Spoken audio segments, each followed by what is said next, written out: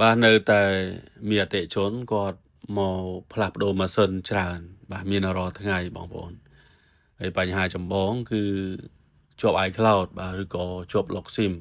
ហើយបញ្ហាទាំងអស់នេះនៅតែដោះអត់ទាន់បានហើយ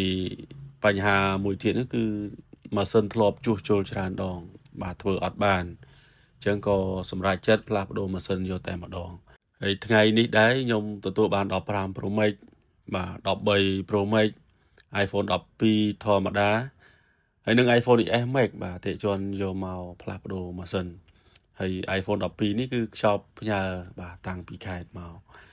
នេះគឺ Pixel Fold បាទបញ្ហាដែលជាំខូចអេក្រង់ខាងក្នុងបាទខូចខ្សែអេក្រង់ផងដែរបន្ទាប់តាក់ទងនឹង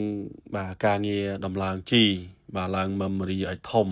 បាទដាក់ឯកសារបានច្រើនហើយយើងក៏ទទួលបាន iPhone 11 Pro Max នឹងឲ្យ64បាទយើងឡើងរហូតដល់ 256G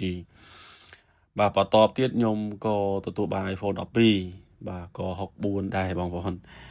យើងធ្វើការឡើងបាទឡើង G ឡើងទៅបាទ 256G ដូចគ្នាអញ្ចឹងទំហំ memory តូចបាទចង់បានmemory ធំដាក់ឯកសារបានច្រើនបងប្អូនអាចយកមកឡើង G នៅ VFix បានបញ្ហាដែលចូលទឹកនេះគឺ iPhone 12 Pro Max បាទចូលទឹកបងប្អូនរស់រាន់យកមកជាងបាទអស់លុយតិចនេះគឺ XS Max បាទខ្ទេចហើយបាទយើងធ្វើការរៀបចំបាទផ្លាស់ប្ដូរឲ្យដូចដើម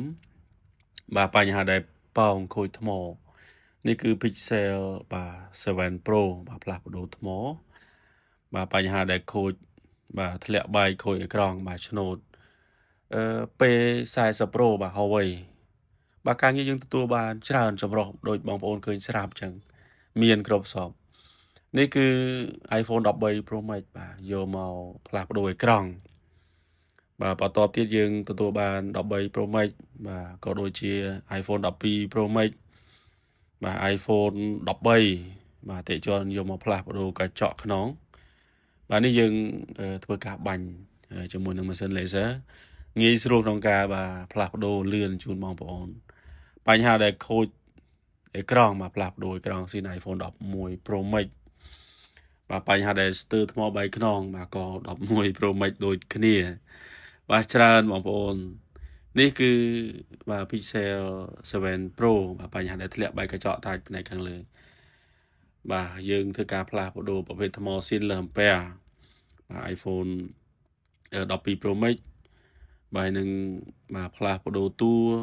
បាទផ្លាស់ប្ដូរអេក្រង់ iPhone XS Max